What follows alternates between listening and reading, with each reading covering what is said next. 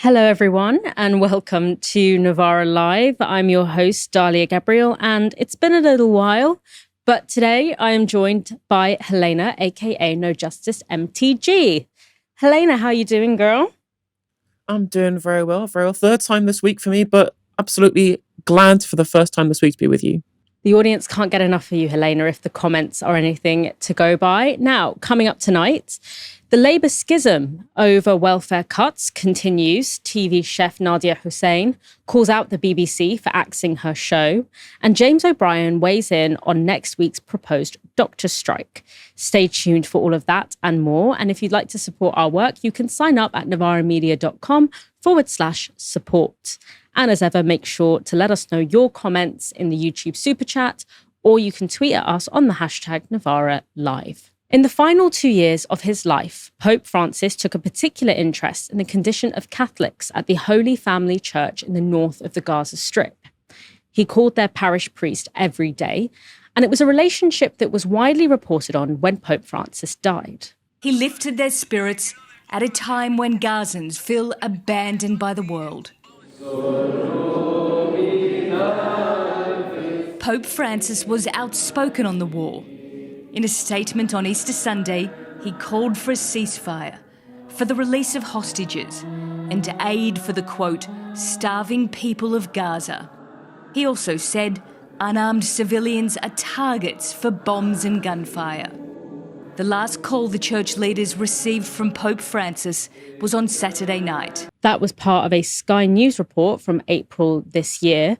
But like virtually every other cultural institution in Gaza, the church you saw in that video has today become a victim to Israeli bombing. Reports indicate that the church's priest was among those injured, and officials with the Catholic Church say the Holy Family Church in Gaza City sustained damage. The church was sheltering displaced Christians and Muslims, including a number of children with disabilities. Witnesses suggest the building may have been struck by an Israeli tank. Now, in a statement, the Israeli military said it, quote, never targets religious sites. Of course, Israel also claims it doesn't target hospitals or food distribution centres. Yet they bombed every single hospital in the Strip, and we now know its soldiers have been ordered to shoot at people seeking food. And this targeting of Gaza's last Catholic church, which killed at least 3 Palestinians, has provoked widespread reactions. Francis' successor, Pope Leo, said this: I'm deeply saddened to learn of the loss of life and injury caused by the military attack on the Holy Family Catholic Church in Gaza. I assure the parish community of my spiritual closeness. I commend the souls of the deceased to the loving mercy of Almighty God and pray for their families and the injured. I renew my call for an immediate ceasefire. Only dialogue and reconciliation can ensure enduring peace. Italy's President, Giorgia Meloni, said this: Israeli raids on Gaza also hit the Holy Family Church. The attacks against the civilian population that Israel has been carrying out for months are unacceptable. No military action can justify such behaviour. And in a rare move, the Israeli Foreign Ministry tweeted saying it expressed deep sorrow about the damage done to the church. Helena, it's one of the few times we see the Israeli state expressing any kind of remorse for what it is doing to Gaza. Why do you think this instance has been different? Well, I think that when it comes to Israel's desire to project a certain image of itself, it's doing so specifically for viewers in the West, right? They understand that the West is where they get a lot of their political, economic, diplomatic, and military support from. And so they need to at least show a non-zero amount of remorse when something that is kind of symbolically Western. Now, of course, Catholics live all across the world, right? But there is this symbolic kind of Western nature of what Catholicism represents, given it is the Roman Catholicism, right? And so it has to at least pretend to show remorse in continuing its total demolishing of all sacred infrastructure throughout Gaza, right? It's not apologized or shown remorse over any mosques or even, to be honest, any Protestant churches that have been destroyed in the area across all the other different pieces of Gaza's history and culture that have been totally annihilated in their complete destruction of the Gaza Strip, right? You know, there are plenty of historical and in some cases ancient sites that have been razed to the ground by Israeli heavy ordnance. And the fact that it's only now that they suddenly show a sense of remorse shows you that it's not really about any reverence for culture or any reverence for the historical nature of any of these sites. Otherwise, they would have shown it before now. But as soon as they touch something that is perceived to be at least something meaningfully Western, suddenly they need to at least show some contrition. Because, of course, their allies throughout the West, their allies throughout the Anglosphere and throughout the American sphere of influence, which is where, again, they get all of their support from, none of these people care if mosques get destroyed. I mean, none of the politicians care if mosques get destroyed because they're symbolic of a different geopolitical bloc. That's what this is about. This is about geopolitics at the end of the day. Because what the reality is that since the start of this conflict, Israel has been engaging in what's known as the Dalia doctrine, which is what they initially used in Lebanon by destroying so much civilian infrastructure, causing so much destruction to things such as sacred sites and things of cultural or indeed religious significance, that it demoralizes the population, the civilian populations of which that they are attacking, to turn against the people who are part of the military positions against Israel, right? It's a way of trying to turn civilian populations against the military that defends against the IDF to secure Israeli military victory. And so now they have to show at least some level of contrition. They have to at least give lip service to the idea that they think what they're doing is at the very least seemingly necessary, but but they feel bad about the fact that they're doing it, which has been the story, right? So we don't want to attack these things, but Hamas forces us to because they're using quote unquote human shields. But in reality, the only reason when they actually come to show what they show as contrition, it is this kind of Hasbro narrative of, well, we apologize when we're attacking something that is at least given reverence by people outside of the East, which is, again, people who they don't care about the real opinions of. Yeah, I think that's a really astute point. I would also add to that a really important political actor, political community in Hasbara and in the kind of internationalization of pro-Israel sentiment is the US evangelical Christian community. They probably even more so than, Jewish communities within the US, evangelical Christians have a very, very watertight political support for Israel. And there's lots of different reasons why, political reasons, theological reasons, whatever, but that is a really important constituency to the political consensus of the relationship between the US and Israel. Other than AIPAC, it is the politicized evangelical Christian lobbies that are incredibly forceful in terms of putting pro-Israel, pro-Zionist politics on the agenda, that lobby on behalf of Israeli politics. And so I think, in a sense, even though within Israel and within Palestine, whether you're a Palestinian Christian or a Palestinian Muslim is kind of, it's splitting hairs. As long as you're a Palestinian, you've got a target on your back. And Palestinian Christians will themselves are very strong in the fact that they say, we are Palestinians. Yes, we're Christian, but we are Palestinian alongside our Muslim brothers and sisters, and our experience is their experience. They don't kind of go for this divide and conquer. But I also think there is a broader way in which, and I say this as someone who is of Egyptian heritage, but specifically Egyptian Christian heritage, there's a lot of weaponization within the kind of the West of Arab Christians as sort of, there's a portrayal, firstly, that Arab Christians are, extremely oppressed within the Muslim world. And I'm not going to say that, things are completely easy sailing, but it is weaponized politically and politicized kind of in the way that women's rights are, where it's like, well, we have to invade and we have to colonize these Muslim countries because, we need to protect the Christian minority. We need to look out for the Christian minority. Whereas in reality, when it comes to bombs raining down on your country, whether you're in a church or in a mosque, the effect is the same. But that has been, I've noticed, especially with the evangelical Christian lot in the US, that there's a kind of weaponization and divide of conquer of Arab Christians, in which they're kind of groomed to be pro this very Islamophobic agenda in a way that ultimately works out very badly for them as well. But as I said earlier, the Israeli Foreign Ministry tweeted today expressing sorrow at damage to Gaza's Catholic Church and the deaths of its parishioners. They are, of course, crocodile tears. Destroying cultural institutions, killing civilians is very much part of Israel's war plan. So who should we look to for a more honest defense of Israel's actions in Gaza and the West Bank? Well, as Piers Morgan discovered last night, settler leader Daniela Weiss doesn't feel the need to pretend to care about Palestinian lives. I'm going to give you one last chance to offer some empathy or sympathy or sorrow about the deaths of 20,000 children in Gaza. Are you capable of doing that? I can tell you that had you cared, and I don't believe you that you care a tiny bit about one killed person, if you do not use the means that you have as a media person to stop educating children. I gave you 4 chances. Jews.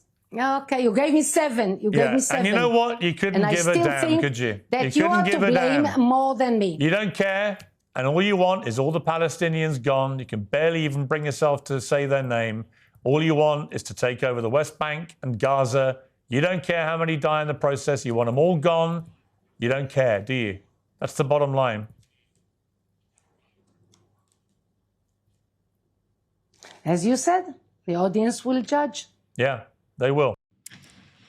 Helena, Israeli politicians, for the reasons you outlined in your previous answer, they feel a need to at least offer lip service to some of the, ways, some lip service to some of the principles that are sometimes associated with Western audiences, although that's kind of very much deteriorating before our eyes. They kind of feel a need to put on a particular act for Western audiences rather than their domestic electorate. Why is someone like Daniela Weiss so happy to kind of take the mask off when talking to the international press? I mean, I guess mostly because she's a crank in like the loosest sense of the word. She's a true believer in the ideological cause, right? She's not a politician. She's not somebody who's out there trying to ensure the continuity of a state necessarily in terms of like the kind of the political structure around it. She's somebody who perceives that she's on a mission from God. She has this kind of religious fervor in the things that she does, right? How else would you get to this position where you don't even feel the need to humanize the people who you despise, right? Whereas a politician has, as you pointed out as well, there's a necessary artifice to the things that they do and say for the negotiating, the diplomatic ends that they have to go ahead to try and make sure that the perceptions of themselves aren't the reality of the things that they do and say, right? Like there has to be this continual difference between the rhetorical and the material to ensure that they can at least have plausible deniability of the things that they're doing. Daniela Weiss has no need to care. She doesn't need to win anybody over because, again, she already has the backing of government ministers for the things that she does. Itamar Ben-Gvir is very happy giving out weapons, not just to settlers, which have the blessing of Israeli state law, right? People like Daniela Weiss, they aren't just settlers, they engage in the construction of outposts. So for people who don't know, like settlements are the ones that have been given the blessing by Israeli law. Outposts are illegal even under Israeli law. Now, of course, the current government does nothing to stop these outposts, right? And as I've said, there are government ministers who happily arm the people who engage in setting up these outposts. But Daniela Weiss is somebody who is so committed to the cause and so committed to the beliefs that she has that she doesn't even care. That she doesn't care about. She doesn't care what it looks like to other people because the cause is just there for whatever happens as a byproduct of that, whether or not she is acting in a way that turns people against her cause internationally. She has no need to have the backing of international backers because she has already got people in her camp who have the material with which to assist her in her colonization of the West Bank. Because in her mind, it's promised to me all those years ago, it's promised me 2,000 years ago, like we used to live there, we should live there again now. It doesn't matter what is the reality of who lives there at the moment. That is only something that religious fervor, that an ideological commitment can get you to without any consequences for the wider perception of what you do and don't do. Because no normal person, no normal person in the world, right, can hear the question, do you not care about all of these murdered children, and just shrug it off and say, oh, well, the audience can decide. As a fundamentally broken individual in my mind.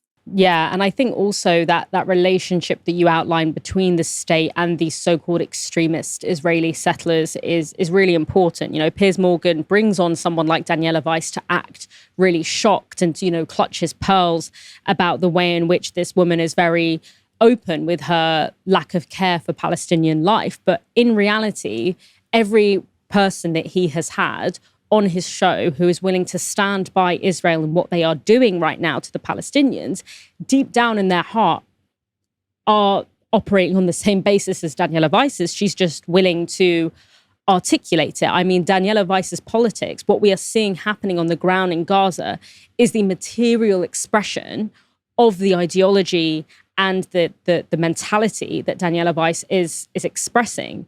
And people like Daniela Weiss are extremely useful to the Israeli state project because as an individual, you know, she's not a member of the state. As an individual, her and other so-called extremist settlers are able to act outside the bounds of international norms, although, of course, those international norms themselves are kind of collapsing anyway. But she is allowed to act even more so outside of those boundaries. And so she and others act outside those boundaries. You know, they settle land using the weapons that are handed out to her by Israeli state officials. And then once they've done that dirty work, then the Israeli state can come in and say, well, now there are people living there, so we have to provide them with roads, we have to provide them with documentation, we have to provide them with infrastructure. And suddenly you have a new illegal settlement that is being supported by the Israeli state that the Israeli state can kind of distance itself from the construction of. But in reality, the overall Israeli state project, which is regional, which is, you know, across Gaza, across the West Bank, relies very much on people like Daniela Weiss, despite the fact that they try to provincialize her as an extreme voice. Speaking of provincializing of people as extreme voices, in the UK, the authoritarian crackdown on people protesting this genocide is still in full swing. On Monday, armed police threatened to arrest a protester in Kent for holding a Palestinian flag and a sign saying "Free Gaza." They suggested this meant she was supporting Palestine Action. The protester, Laura Merton, filmed part of the interaction. What's your intention here today? My intention is to wave this flag and keep Palestine in the public consciousness right now. So do you support any prescribed group? I do not support any prescribed group. Okay. I support a free Palestine and the end of genocide. Okay. Can I get your details? Am I required to give them to you?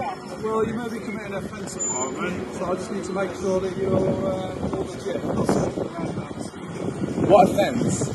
Well, as you're aware, it's now become an offence to obviously support a prescribed group, like Palestine Action. Yeah, but I don't have anything on which says that.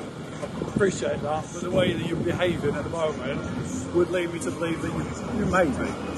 Give me suspicion of grounds to believe you could be. What suspicion? That I've got a sign that says Free Gaza, I'm holding a Palestinian flag, and I have a sign that says Israel is committing genocide. Yeah. Something but which is, by the way... You're also distracting the traffic, which may cause an accident. That's also another offence you're committing.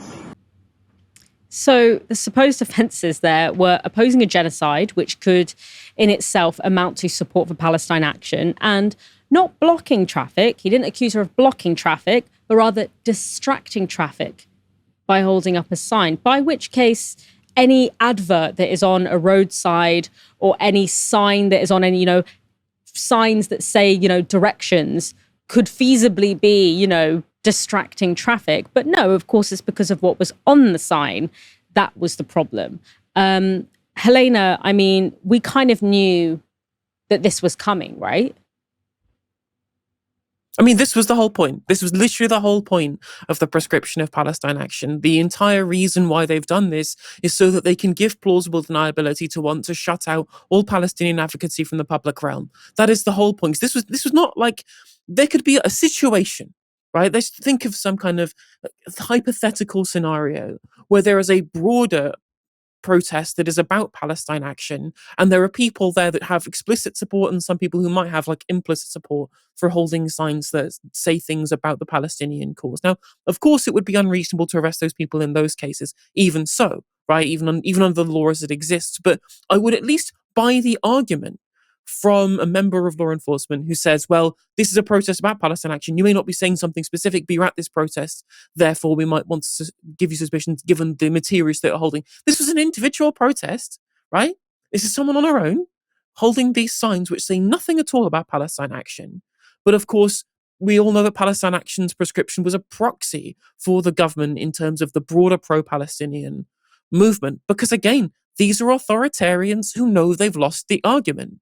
They know that their support for Israel's genocide in Gaza, in terms of the cabinet as it exists currently, they know that they've lost the argument. They've lost it in terms of how people view it in this country democratically, and they've lost the argument in legal terms as well because of their support for things such as the training of IDF soldiers in the United Kingdom and the allowing of Israeli jets to refuel places like Bryce Lawton, or American jets moving to transport weapons to Israel. We're helping facilitate war crimes. They know that they've lost. They know that all of the secrets about what's been going on are now open for everybody to view, and that their complicity is going to be impossible for them to be able to deny when it gets to the point in time when these things eventually come back home to roost. The problem, of course, is that the more people who step up against this government, the more they realize that the awareness of that fact will grow into more members of the unassuming public. And so they have to crack down on dissent. And so the way that they have done so is by allowing there to be at least open season in terms of Palestinian protesters, by giving this air, by giving this appearance, at least, that there is at least something terroristic about being outside of the realm of Western foreign policy doctrine. Because that's what this is about. This is purely about the fact that we, as a member of the West, and indeed as somebody who wants to suck up to Donald Trump and American hegemony, because that's why we have Donald Trump coming on an unprecedented second state visit to the United Kingdom. It's because we're desperate for a trader. We're desperate to be on the good sides post-Brexit. And we're desperate to become the vassal state that people throughout the Atlanticist sphere want us to be. And so we don't want to upset the shopping cart in terms of this nation's complicity in what is broadly an American project in supporting Israel's genocide. So there are so many reasons that they want to crush dissent, because again, it's what authoritarians do. If they thought they were on the right side, if they thought that they had the moral backing of their policy, they wouldn't feel the need to do this. They would, quote unquote, win the battle of ideas. But they've already lost this, so they have to resort to desperate measures, and that involves trying to tar the entire pro-Palestinian movement as being pro-terrorism, when it clearly is not. I think you're totally right. They've failed to win the argument. They have tried over the past year to use past 2 years really, to use soft power to quell the level of dissent amongst the British public around this issue. And they failed to win with that soft power. And so now they're going for hard power. And that is what anti-terror legislation from the state is. It's very hard power. Like, I really cannot overemphasize how much being tarred with that brush of terrorism really strips you of rights that you otherwise would have when it comes to any other kind of charge. It really is a way of kind of taking you out of the norms of justice, both within the courtroom, but also I think within the public eye. You know, understandably, the public feel very, very sensitive around that question of terrorism. And that's why it's such a powerful term to kind of attach to particular kinds of discourse. And even though, you know, I'm sure, I don't know what happened with that woman that we saw being challenged by that police officer, there is no case against her. Like, she's not going to be convicted of any terror-related offenses. But the power of that word, the level of fear and sensitivity and trauma that it inspires in people has such a powerful effect of creating this overcautiousness and this self-censorship that people just don't want to get into that situation where they could even be in any way associated with with terrorism or with people who have been designated as terrorists, because the punitive reach of that counter-terror legislation is so deep, and it's so insidious, and it's a really, really difficult thing to stand up against for very obvious reasons. Before our next story, I'm going to leave you with this statement from campaign group Defend Our Juries.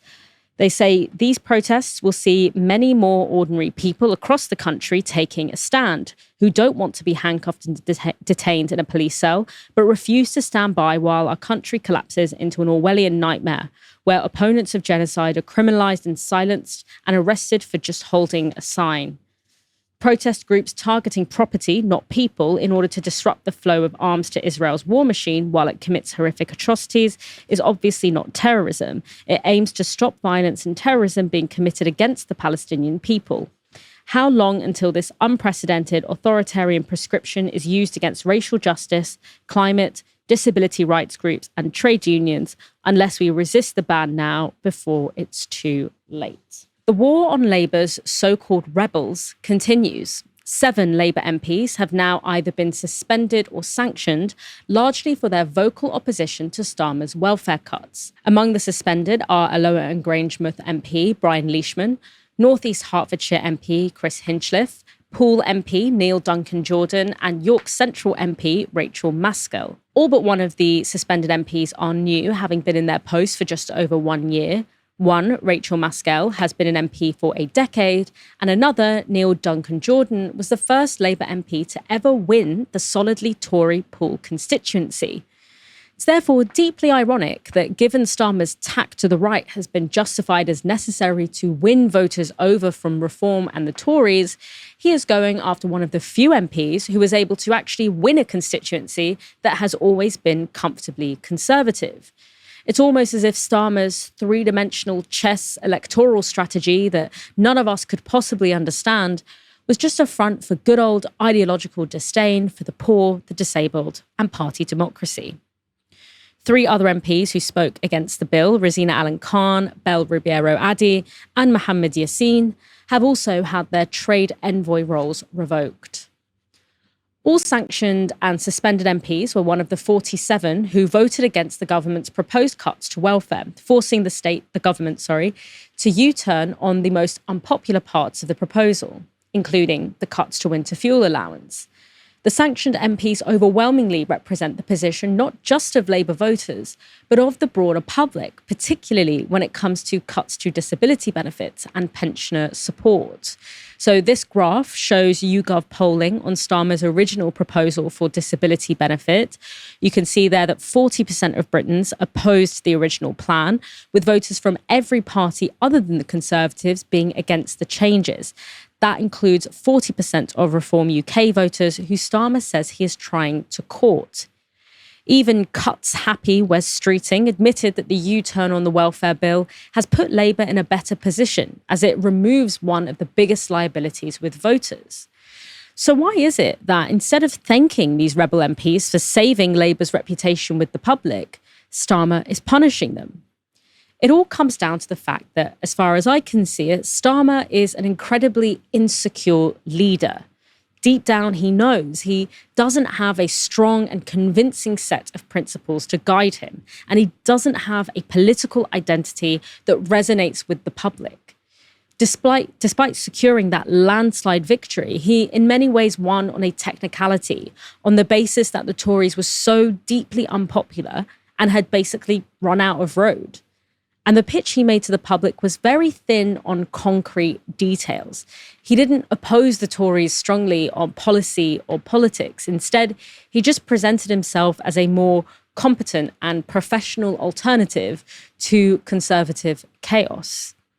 So his favourability ratings are, as you can imagine, now extremely low at minus 44 points, according to YouGov. And whilst ratings do tend to dip as time goes on, Starmer's are still comparatively low for any leader at this point. But also, his were never that high to begin with. Even when he won with that stonking majority, it was almost in spite of him rather than because of him. Just a few months after his election, Starmer suffered the biggest post-election fall in approval ratings of any British Prime Minister in the modern era. And a lot of this is because the public don't see Starmer as trustworthy. This poll from YouGov shows that as the public have gotten to know Keir Starmer more and more, they've trusted him less and less. And whilst it's not necessarily unusual that the public don't trust a politician, it's certainly not helped by the fact that Starmer has consistently broken promises throughout his political career, whether it's misrepresenting his political agenda to Labour Party members during the leadership election in 2020, or him implementing the very policies he claimed to oppose during Tory rule. And that insecurity is making Starmer one of the most anti-democratic prime ministers in living memory. One Labour aide told Labour List that the latest round of suspensions was part of a, quote, heads on spikes strategy, intended to be a warning shot to other MPs not to rebel against the party, even if it means betraying promises they made to their constituents. And frankly, it's not a good look for Labour that, as people are struggling to pay their bills, Starmer seems to be spending more time disciplining his own party for standing up for their voters than tackling the bread and butter issues that most of us are facing. And that is precisely the dilemma these newly suspended MPs are facing. Neil Duncan Jordan, for example, said this: "Since being elected, I have consistently spoken up for my constituents on a range of issues, including most recently on cuts to disability benefits. I understood this could come at a cost, but I couldn't support making disabled people poorer." Rachel Maskell also commented that she, quote, could not be more committed to the Labour Party, having been a member for more than 34 years. But here she is on Sky News explaining why she could not support the government's cuts to disability. Well, when the evidence was so strong that people would die as a result of these changes, having money taken away from them, people we know have serious mental health challenges, and we've got to protect those people in our society. I believe that.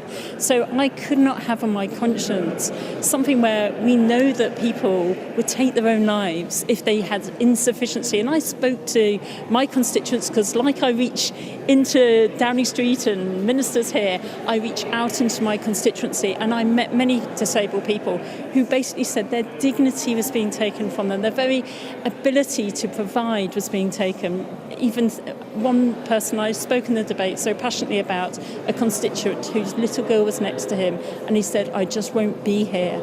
So of course I'm going to speak up for those people who are voiceless if I did not. So that's why I make the statements that I do and really hold by that. Super powerful statement there from Rachel Maskell. And again, I think it's incredibly insulting that whilst people are having to go to their MPs to say, you know, the idea of having my PIP taken away from me makes me feel like I can't go on. And then when they open the newspapers, when they log on to, you know, BBC News, they're just seeing Keir Starmer wasting all this time, spending all this time fighting his own MPs. I mean, it's really, and it's funny that the pitch that he did to win the election was very much about, you know, the Conservatives are in shambles, they're in chaos, they're too busy dealing with internal party politics in order to really focus on the British public. And it's been just over a year, and it feels like for absolutely no reason,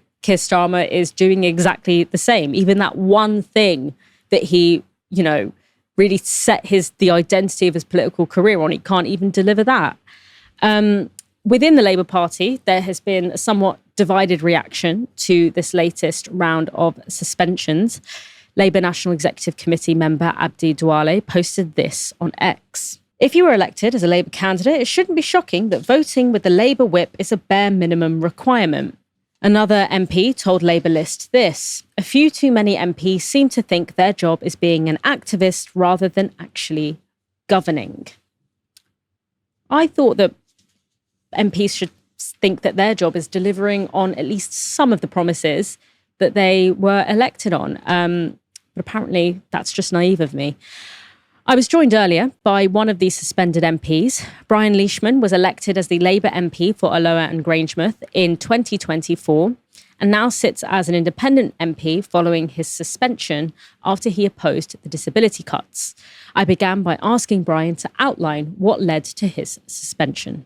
I voted against the government on the welfare bills because what we need to do after 14 years of austerity is really transform the country. And that means building a caring and compassionate society that looks after some of the most disabled and vulnerable people in it. We've seen over 14 years of Tory rule, real terrible things happen to the disabled community. And we've got to do something different. We talk about being a party of change. We got elected on that premise last year. And really, Tory austerity, Labour austerity, the bottom line is it is still austerity. So absolutely, I did not become a Labour Party member in 2016 and then a Labour councillor in 2022 and then a Labour MP last year to make people worse off, whether that be in Alloa and Grangemouth or right across the country. So in regard of the second part of your question there about interactions, I was disciplined. I received my first disciplinary really on the back of the WASPy 10-minute rule bill that I co-sponsored and then voted for. I've been out campaigning with WASPy women and stood on platforms with them. And if we're going to say one thing in opposition, then we really should be delivering on that in government. And that is a historical injustice that WASPy women have suffered. And then on Tuesday, I was in the welfare and also the taxes debate, the Tory opposition motion that they brought on Tuesday. So at 6:10, I received an email from the Chief Whip's office asking for me to meet him the next day at 12:45. I responded and said, yep, absolutely. After PMQs, I'll be there. And yeah, 12:45 came round. And after about probably a 10-15-minute conversation with the Chief, I was informed that I will be having a temporary suspension. When you got that email and you knew that you were going in for a meeting with the Chief Whip, did you imagine that this is how it might have ended? It was a real bolt from the blue, to be honest. I wasn't expecting to have a temporary suspension.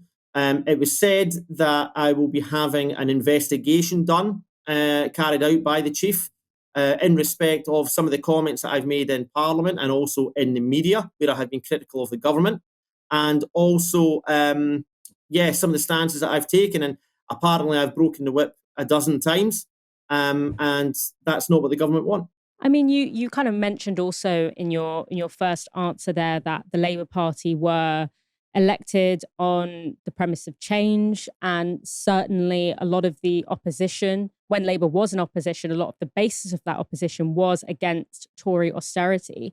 Why do you think Starmer and Reeves have seemed to turn on that promise so strongly in the first year of being in government? I think it's only fair to say that, yes, we have inherited an absolute shambles, financial shambles from the Tories. And we do have to plug those gaps. But ultimately, I've always said, and I've said this 2 or 3 times in the chamber now, when politicians talk about tough choices, it always seems to be working class communities, the length and breadth of the United Kingdom, that seem to suffer from that. Now, people might point the finger and say I'm being ideological in what I'm about to say. And I admit I am being ideological about it, because instead of having money spent on nuclear weapons, that, to be honest, we've already got enough nuclear weapons. We don't need any more. If there's money for nuclear weapons and instruments of death and destruction, then why is there not money to build hospitals and to basically improve our education system? And let's even, again, let's say MRI scanners, CAT scanners, things that can be used to build and create a healthy society. Where's the money for that? That's the tough choices that, to be honest, we're getting wrong. You're, of course, not the only person, not the only MP to have voted against these disability cuts. You were one of 47 MPs to do so, but just 7 of you were targeted for suspension or sanction. Do you think there's a particular reason why you and the other 6 were singled out, or do you think it was somewhat random? Well, I don't know if it was random, but again, I think, to be honest, I couldn't second guess what the motivations for the leadership this decision has been. But what I will say is, when we look at the 3 other MPs that have been suspended, myself, Neil and Chris are all 2024 intake. Perhaps there's a message there to say that, get in line. We've had enough of the kind of bruising encounters that the government have had over the last couple of months. But also, as well as, I want to mention Rachel. I mean, Rachel has been a parliamentarian, I think, for 10 years and represented her constituency and the working class movement with great distinction over a decade. And Rachel is very much a kind of calm, considered, organised character. And so I'm in good company, I would say, with Neil, Chris and Rachel, but it's the wrong choice. And I think really what it comes down to, Dalia, is I think you've got to actually look at the heart of the matter, and that is internal party democracy. You know, we've got to be able to be grown up enough to actually have internal debates, disagreements on policy. That's how you govern a country effectively, and you actually come up with policies that can properly transform society. It shouldn't be a case of it's my way or the highway. It really should be consensus building and a collective, really the sort of thing that the Labour movement was founded on. Yeah, and it seems like this kind of debate is happening between party democracy and party discipline. And Starmer is obviously coming down very hard line on that question of what he would call party discipline. I mean, are you surprised that he has been this hard line? And why do you think he has been so cutthroat and has been so hostile to not just internal democracy, but also the kinds of positions that the Labour base feel really passionately about?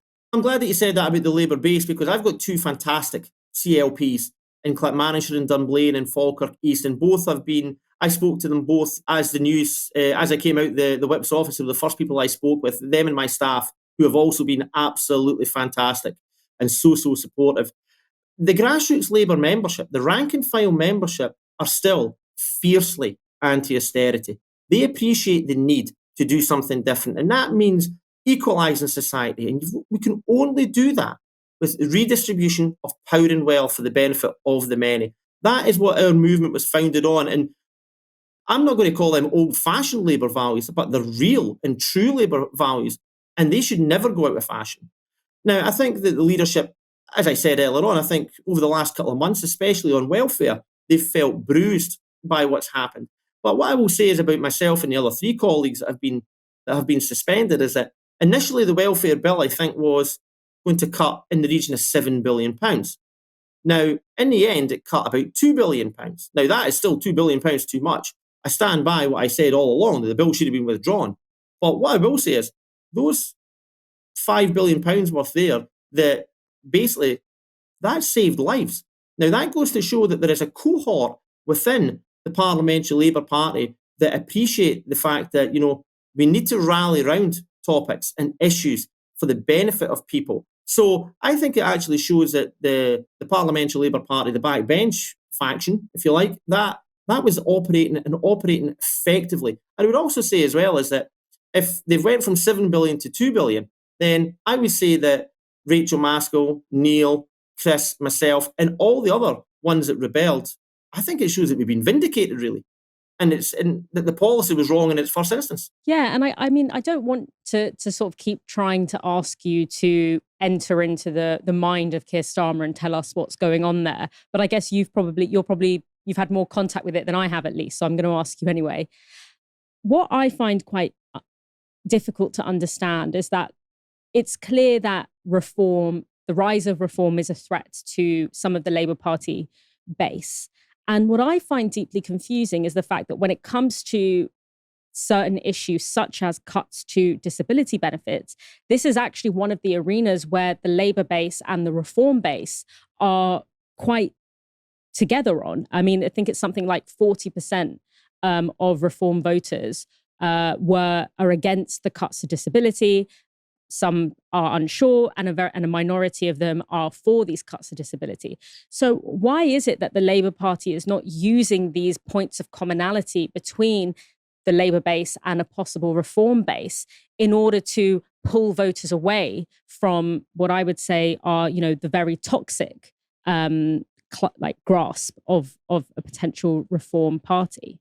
I would say that the first point that you said there about interactions with the Prime Minister, I've only actually had 3, and that is the 3 PMQs that I've presented to him. So unfortunately, we don't actually have a kind of working personal relationship in that regard. So that is something that I think it'd be fair to say the Prime Minister really needs to address his relationship with backbench MPs. I think a lot of the disagreements that we've seen, I think that they would have been averted if there was that kind of healthier working relationship. In regard to what you said there about Labour base and Reform base, I'm glad that you brought that up as well, actually, because in the recent MSP by-election in Hamilton, Larkhall and Stonehouse, on polling day, I finished doing my route for on that run. There was a couple of guys standing outside with a kind of light blue rosette on outside one of the polling booths. You know, we've got to actually speak to these people and hear exactly why have you joined Reform. So it's, "Hi guys, how you doing? Introduce myself. How have you found your home in Reform? Tell me more." And I think we've got to have these conversations with people and the two guys that I spoke with, they said, "Look, we voted Labour last summer. We've been let down. The Tories will never do anything for us. We understand that. The SNP in Scotland have been a failure. Every public service we've seen in 2 decades has gotten worse. They've had their own special brand of austerity. So we've suffered kind of double-edged austerity in Scotland." And they said, "We voted Labour because, we wanted change. We gave you a chance.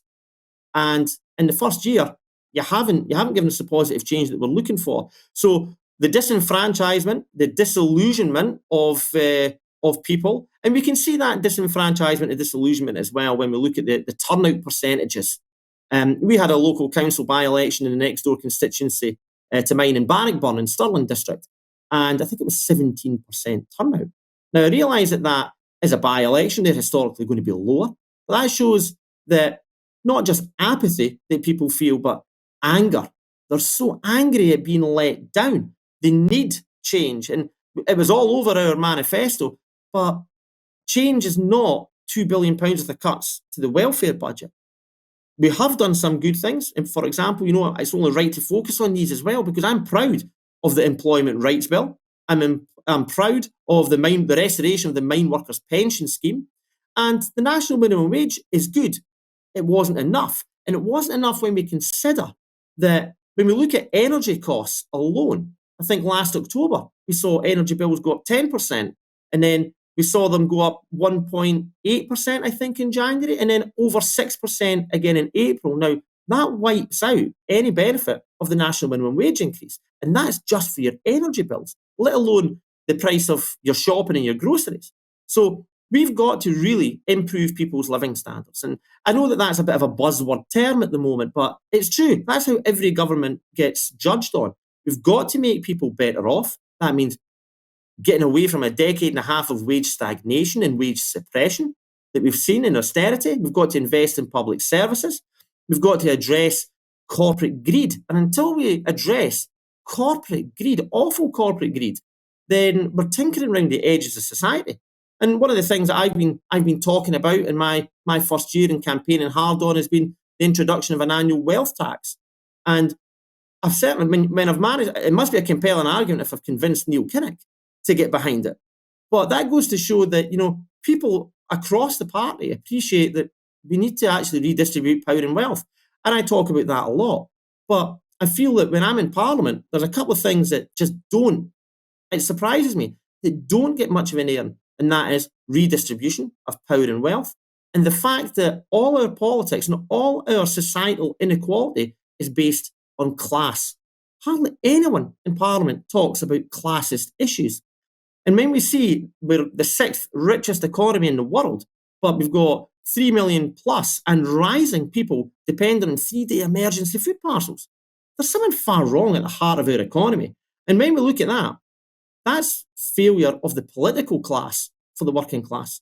You, alongside 3 other MPs, but also before that, other MPs that have been suspended from the Labour Party, we're seeing an increasing caucus of independent MPs within Parliament.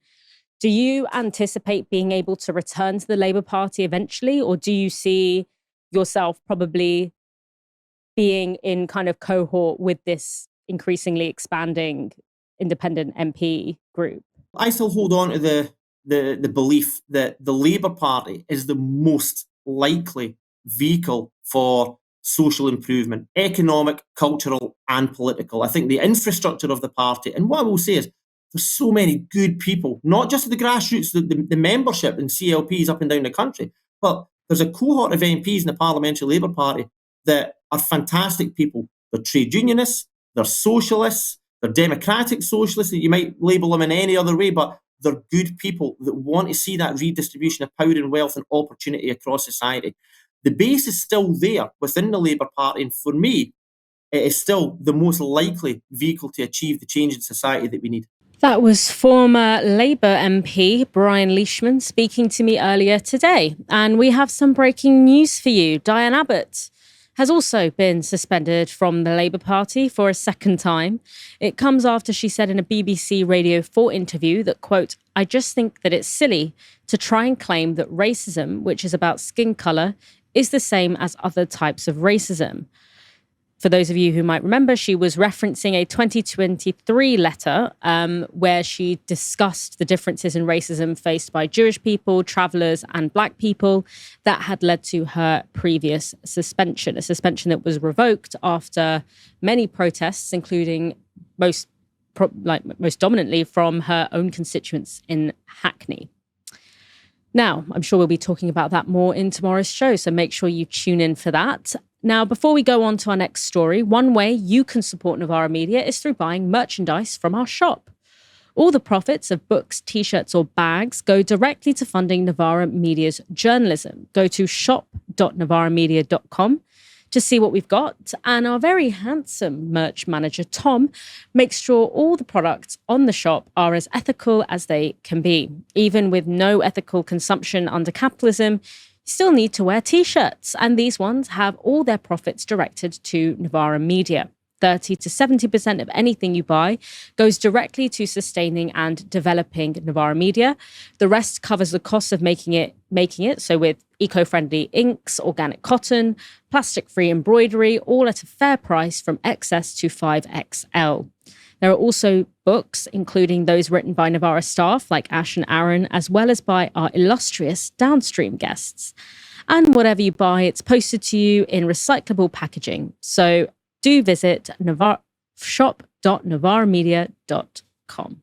Former Great British Bake Off winner and media darling Nadiya Hussain has hit out at the BBC for axing her show without explanation. While speaking to Paul C. Brunson on his podcast, We Need to Talk, Hussain talked about why she thinks she was let go, despite having been quite a successful fixture of BBC programming for 10 years. Do you believe that speaking your truth is one of the reasons why your shows at BBC were not recommissioned? I think it's interesting because for a long time, I worked with the BBC for a really long time, and there's points where we've kind of I'd looked at working with other channels and other broadcasters. The feedback they gave us was, "You're too BBC." And so I kind of resigned it in my head. I kind of accepted in my head that I was very BBC. Which means what? I don't know what it means. It means, I suppose it means that they've got me exactly where they want me. I'm utterly unbiased. Okay. And they've got me where they want me. You're neutral. Neutral. And I am not neutral. I have opinions. And I have things to say. They'll keep you till you're of no use to them. And I think that's what happened. I think essentially I got lots of reasons why they couldn't commission the show. I had kind of rough reasons as to why they said that they couldn't commission the show, but no definitive, this is why we are not commissioning your show, considering my show got great ratings. I got the ratings every year, really good ratings. So I can't see why there's a reason why my show wasn't recommissioned. But it was interesting because my husband and I always spoke about it, and he just said, there's going to be a point where they're not going to need you anymore. And the second you don't fit the box, they have a neat little box. When you don't fit that box anymore, there'll be no space for you. And I suppose I don't fit that space anymore. Now, the BBC ending a contract with one of their stars isn't normally something we'd cover on Novara Media. But there's something, and actually a few things, about Nadiya and the circumstances under which she was axed that I think are worth noticing. Firstly, Nadiya talks in the interview about how she noticed a general shift in how the media industry treated her after she published her cookbook, Ruza, a journey through Islamic cuisine inspired by Ramadan and Eid. Here she is talking about the aftermath. When I published my book, Ruza, that was the first book I published that was attached to my faith. And Ramadan is a huge thing in this country. 3.9 million Muslims are celebrating it, but we live in such a diverse country that no doubt somebody has a Muslim neighbor or a Muslim friend, and it felt like such a great book to do. And after 4 years of really fighting with the publisher to publish this book, I finally published it. And the day the book was published, a brand pulled out. The day. A brand that was supporting you. A brand that I was meant to be working with. Oh, interesting. Pulled. Interesting. Yeah. What was the reason that they gave? Timing was bad. Even though we'd gone through negotiations and we were like going to work with this brand, really excited, pulled out, didn't work out. And I said, why do you think that is? What's different today to yesterday or the day before? What's happened? And then slowly, lots of people were pulling out. Different brands. Yeah, things were coming to an end. And that's when you feel gaslit because they're like, it's just the industry. Don't worry about it. This is just the way it is. No, it's not. What's changed? Come on. What's changed? Right.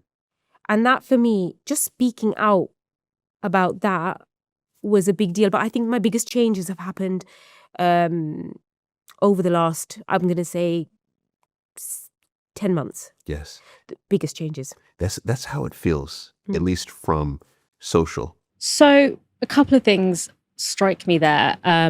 Firstly, when Nadiya was at her prime in the BBC, it was in a really different time. It was the kind of mid-2010s. It was an era of Black Lives Matter uprisings and corporations sort of cynically trying to capitalize off this heightened agitation around race and diversity. And within that context, Nadiya becomes like the kind of the jewel in the crown, and the jewel in the BBC's crown, for want of a better phrase. She's one of the few visibly Muslim, Black, hijabi women doing primetime TV. But then we see, and I don't think this is controversial to say, a gradual backlash. We see the re-election of Donald Trump. We see the rise of reform. We see the racist riots of last year and, you know, most recently in Ballymena. And we see this general thing that is called, you know, an anti-woke backlash. And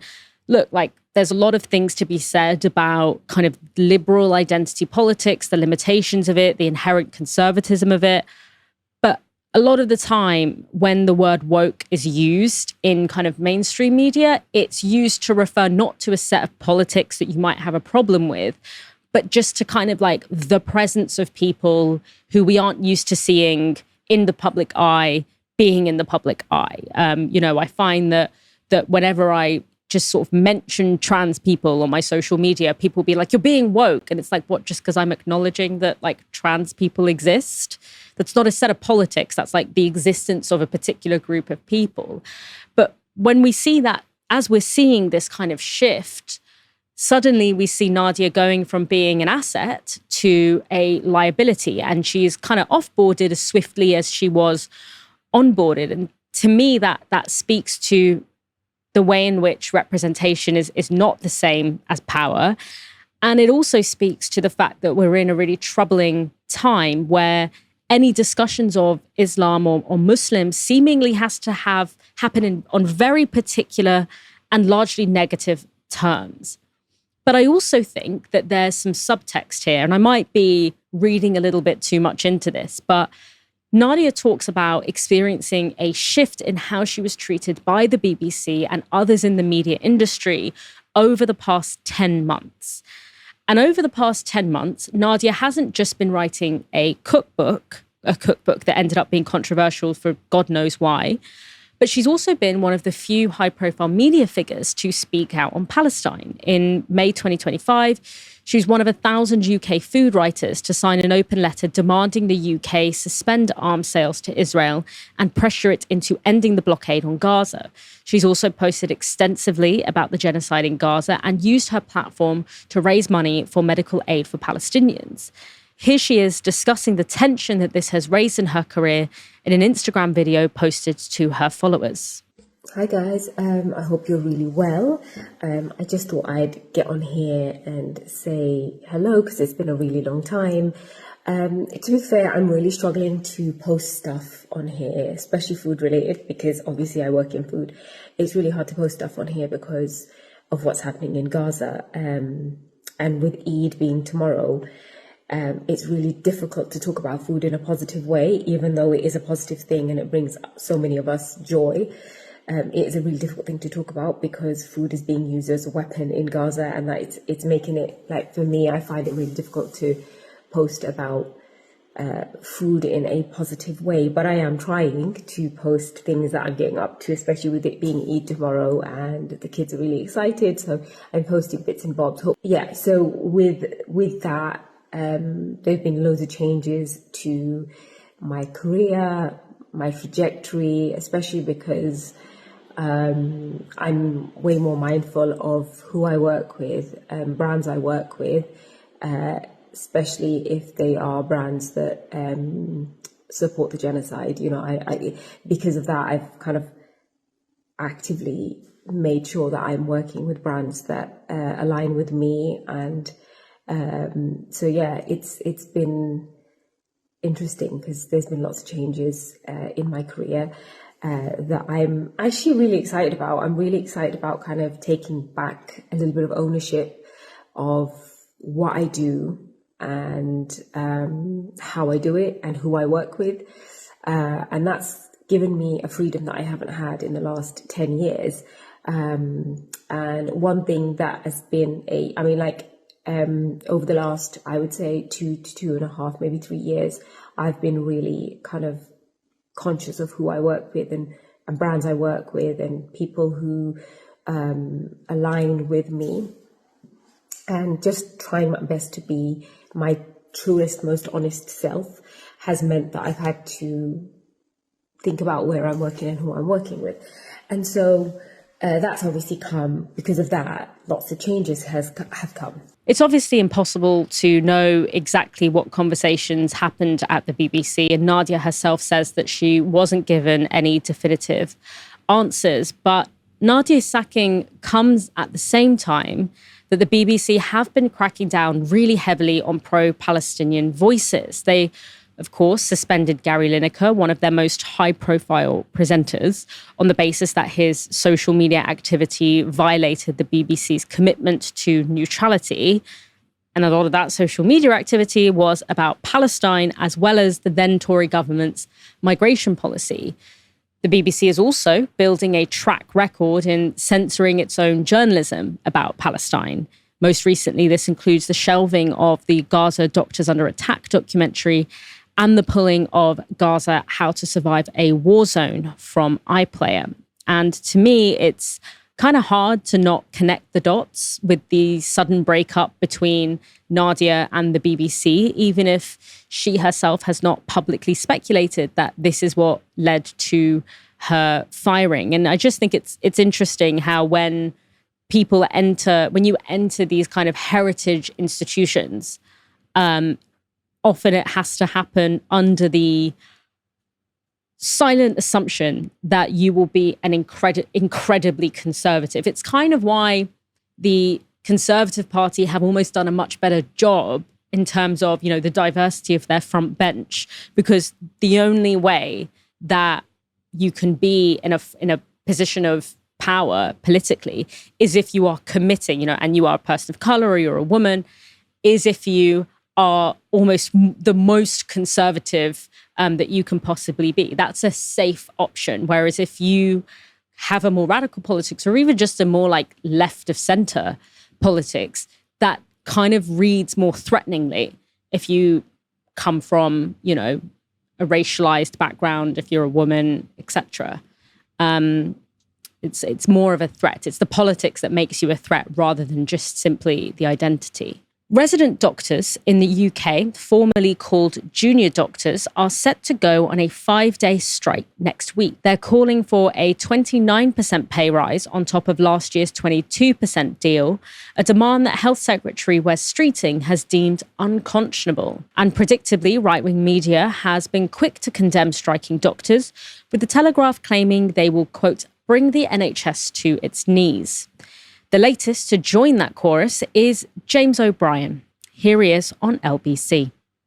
Here's the thing I can't get past when it comes to the doctors. They get a 5.4% pay rise this year, which is more than almost everybody. And they got a 22% pay rise for the previous 2 years. And I fully appreciate that that you can crunch the numbers in a way that leaves them some way behind where they were in 2008. A helpful phrase alert, in real terms. But the way that lands in the country at the moment, I just think is so tin-eared. I'm casting myself today as quite a passionate opponent of this industrial action. At least I am at 9 minutes past 10. You know how this works. I could get to 15:15 and I've talked myself back round again, but I can't get past the numbers. To unpack that argument, I'm now joined by Hope Worsdale of Just Treatment. Hey, Hope. We're going to begin with your view on the 29% pay rise that's being asked for. Awesome. Thanks, Dalia, for having me. So, yeah, we support doctors in their fight for fair pay conditions. We support all frontline health workers in this fight. And I think what James O'Brien's comments really are, they're part of a kind of quite concerted effort by politicians and the media to divide health workers and also to pit NHS patients against the people that provide care for us. So what doctors are asking for is to be paid at the same relative level that they were in 2008. And the BMA calculates that doctors' hourly pay has dropped from the equivalent of around £22 an hour in 2008 to about £17 an hour today. And that's including the recent pay increases that they had. Now, pundits like James O'Brien can make an abstract monologue about what level of increase is acceptable to demand, but none of that actually changes the reality of what's going on the ground, in our crumbling health service. Because we are facing basically an existential staffing crisis in the NHS, which this government is not taking seriously at all. Over the last couple of years, we've lost tens of thousands of doctors from the NHS. And last year, the Nuffield Trust estimated that there were 1,400 unfilled doctor vacancies on any given day. And on top of that, a recent survey by the BMA found that up to a third of doctors are considering leaving as well. And it's actually not just about pay, worsening pay since 2008. It's also the conditions. Doctors, these people, they do not have the resources they need to look after us properly. They're rushing around every day. They're skipping breaks. They're going overtime. They're desperately trying to save patients that are dying in front of them with, crumbling hospitals and worsening equipment. So the reality is, if we don't improve the pay and conditions of our frontline health workers, many more will leave, and the state of our health service will deteriorate even further. And it's also not just doctors. Nurses are also considering taking strike action too. There's obviously been other, health workers such as paramedics that have taken strike action in recent years. And I think that is the kind of vital context that James O'Brien and many other talking heads are sort of conveniently leaving out of their hot takes. The hottest of takes. Every time healthcare workers or any other essential worker goes on strike, we get this can you believe they're being so greedy? We expect kind of doctors and nurses to be like these saints that will absorb any amount of sort of shock or any amount of deterioration because they are responsible for the healthcare of the public. And I've always said that it's really important to me that doctors and nurses and midwives that are looking after me and my loved ones, I really want them to be well rested, well taken care of. But just for argument's sake, the fact that, we often hear that these strikes are a threat to the general public, how do you expect these strikes to affect everyday people, especially given the state that the NHS is in right now? Yeah, so just firstly on the point about public support. So it is true that public support has dropped in comparison to kind of previous rounds of strikes, but this has not happened in a vacuum. It's happened in the wake of a concerted campaign headed up by Wes Streeting, but backed by the government and also kind of clickbaity media pundits to try and paint doctors, the people who, as you say, Dalia, are literally fighting every day to keep patients safe and alive, to paint them as greedy, as irresponsible, as demanding. And I was actually watching the James O'Brien clip earlier, and I thought this was a very interesting comment on the video from someone that said, if you say the doctors have just had a 22% pay rise in the recent past and no one else is getting near that, then support for them and the strike will drop. However, if you say that all they are asking for is £23 an hour for a job that involves daily decisions about living and dying, then support for the strike will probably rise. And I think, there are many ways that you can spin or portray these figures. And, I wonder why Wes Streeting and the government is trying their hardest to communicate these demands in the worst possible light. And, the narrative that this pay rise would be bigger and therefore unfair compared to other workers, it's kind of centered on this sort of really poisonous race to the bottom politics that's telling public sector workers, shut up, roll over and accept the terrible conditions that you are being subjected to. And we don't think that any public worker in the NHS and beyond should be expected to accept that. And so on your point about patient safety and disruption, so it's absolutely true. These strikes will cause disruption to patient care. That is the nature of industrial action. And for sure, that is very worrying and scary for many patients across the country, including a number of our supporters at Just Treatment. But the bigger picture here is that patient care is already being disrupted every single day because of more than a decade of relentless cuts, underfunding and privatisation in our NHS. So way over 10,000 NHS patients are dying needlessly every single year because of delays to urgent care, whether that's, A&E waits or whether it's ambulance handover delays. And, many of the patients that we work with have lost loved ones in these horrific circumstances. They've had, their husband die in their arms. They've, watched their mum had a horrible fall at home and wait 11 hours and then die 2 days later from sepsis. These are real stories from patients across the country who are on the front line of the crisis in the NHS. But many of them still stand with health workers demanding better conditions because they recognise that this isn't actually just about pay. It is a fight for the very future of the NHS.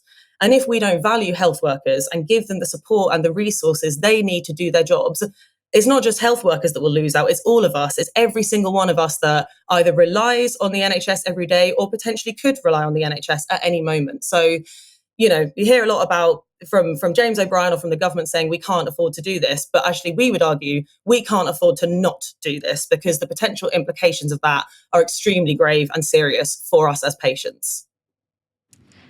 I'm sorry to subject you to this, Hope, but let's take a look at another clip from James O'Brien. I used to say to you that when a teacher tells me that they need to go on strike, I trust them because I also trust them with my child's welfare. When I hand my child over to teachers, I trust them with my child's life, ultimately, and therefore when they say that they need to go on strike, I should probably trust them with that as well. And I can kind of frame the same kind of attitude to doctors.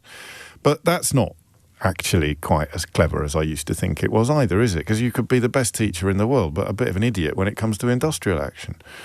It's not really about trust. I wouldn't necessarily trust a doctor to do something that's not doctorish. So just because I trust a doctor with my health, where I'm in need of an operation, doesn't mean that I'd trust him with financial advice or go to him for holiday tips. So is that stupid? Have I dropped another clanger there? Saying to you many, many times over the years that you should trust teachers and doctors when they say they have to go on strike because you trust them with other things in completely different circumstances.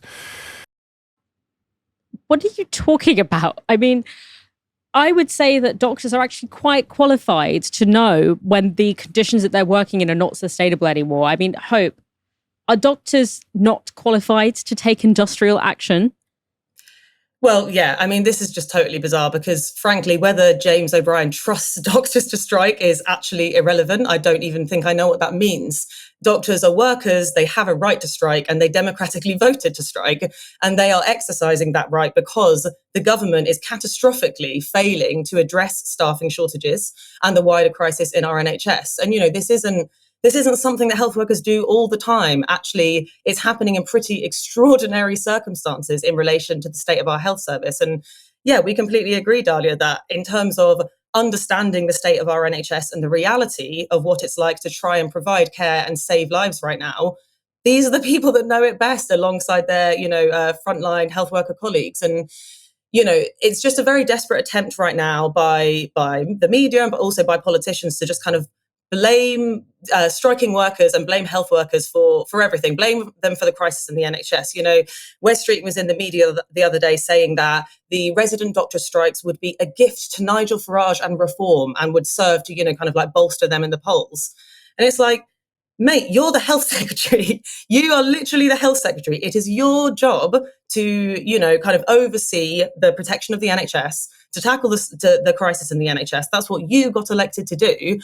Yet you're here pointing the finger at the people that are desperately trying to hold it together day to day. Like, I'd love to see Wes Streeting last one day working on a ward in a crumbling hospital, So yeah, it's just really condescending, it's patronizing. And I think, a lot of the public, I hope, and I would think, wouldn't fall for that kind of stuff.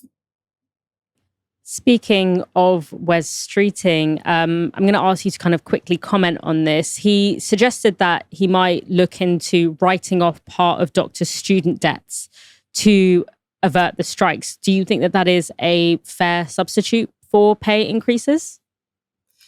I mean, I definitely don't think it's a substitute. I mean, obviously, doctors are having to pay a huge amount of interest on their very large loans that they have, come from kind of studying. So I'm sure that would make like a bit of a difference, but fundamentally that can't be a substitute for sort of like proper pay and conditions. And I think that, I would follow the BMA's lead in sort of how they respond to that and how their members decide what's good enough for them or not. And, we trust them to know their worth. And it's very important that we treat them as such. Hope, thank you so much for joining me. Helena, what do you make of some of those hot takes from James O'Brien, the one that I've subjected everyone to two of in this show? I mean, you should take me out and flog me for it. I mean, there's a couple of things I wanted to talk about. The first one is this idea that we keep talking about different sectors of society who are in some ways useful and the other sectors of society aren't as useful. And we talk about them in different ways, right? So what I'm talking about here is a distinction between the super rich and doctors.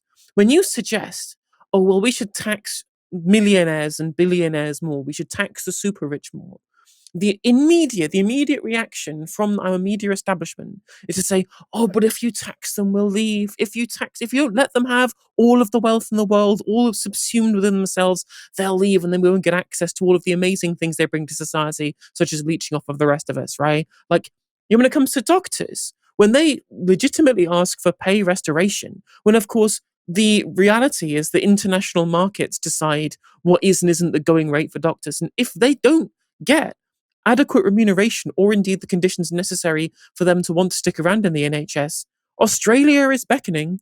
It is beckoning with higher salaries and better working conditions and less shitty weather, right? There are plenty of good reasons why doctors can and do go to different countries for better conditions and better pay. And yet we never hear about this. All we hear is selfish doctors undermining the NHS. They're going to let patients die if they don't call off their strike action. I'm like, well, hang on a minute. Think of what's going to happen to the public realm if we just allow millionaires to get off scot-free. Suddenly the interest of them in terms of their international mobility is not called into question at all when it comes to doctors. And doctors are far, far, far more important for the functioning of our society than millionaires and billionaires are. Yet they don't get any of the same discussion of their mobility, unlike when it comes to millionaires and billionaires who do not provide any use to society whatsoever in terms of the utility of the role that they play internally. It's really, really, really hypocritical in terms of the coverage of these two things. The second of all is that James O'Brien talks about, oh, well, the public finances, they're in a terrible position. Wes Streeting says, well, we can't afford it. The NHS budgets can't stretch to increase doctor salaries, raise taxes. raise taxes, right?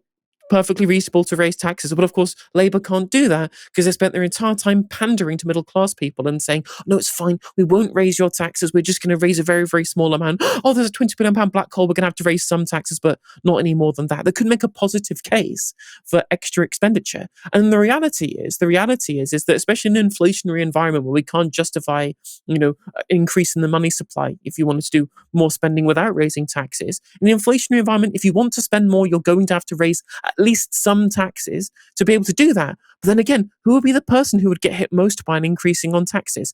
Oh, it would be someone like James O'Brien, who gets paid money hand over fist to spout often uninformed opinions on LBC. He'd be the person who'd be hit by such a tax rise. And that's why they don't want to talk about it. Oh, the public finances are in such a bad place, the public sector have to just deal with not having pay restoration. When the reality is that we should and could have a better funded, better paid public sector that means we're internationally competitive in terms of salary. But the reality is that people like James would have to pay more in tax, and he cannot entertain that for 1 second. Yeah, I think that's a really important point to make. Also, when we say tax the rich, when we say we want a wealth tax, I think sometimes people think that we're talking about people like doctors who, especially like later on in their career, earn like a middle class salary, or that we're talking about kind of lawyers and things like that. We're talking about people with astronomical amounts of wealth that most of us could never even imagine being anywhere near, wealth that is not being reinvested into the economy, wealth that is not being reinvested into us, is being generated up by us, but is being held in shell companies, in offshore territories, and just being passed down from one generation to the other within the same family.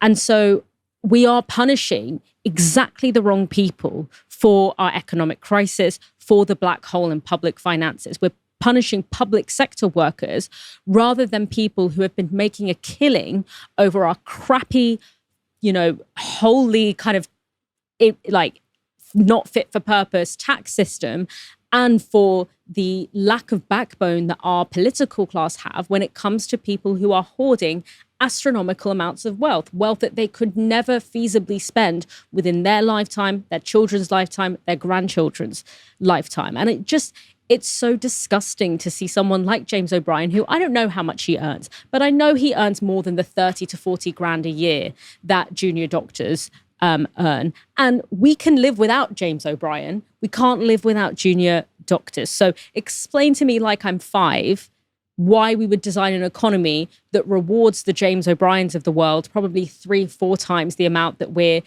rewarding the junior doctors of the world, junior doctors who train for up 7 to 10 years, who leave university with so much debt, and who have to go through genuinely quite traumatic things in a normal workday. It doesn't make any sense, but I guess James O'Brien has to come up with all kinds of reasons why he should be being paid what he's being paid when junior doctors, which is being subsidized, by the way, by cuts to public sector workers, because it's by not taxing the super rich that it's by cutting public sector wages that we are able to continue not taxing the super rich. So essentially, with our wage stagnation, we are subsidizing the huge wealth that the super rich have. Right, I'm going to let you all go now. Thank you so much, Helena, for joining me today. Action-packed show. We are spoiling our viewers. And thank you, everyone, for tuning in. Make sure you come back tomorrow for another live stream from 6 p.m. For now, you've been watching Novara Media. Good night.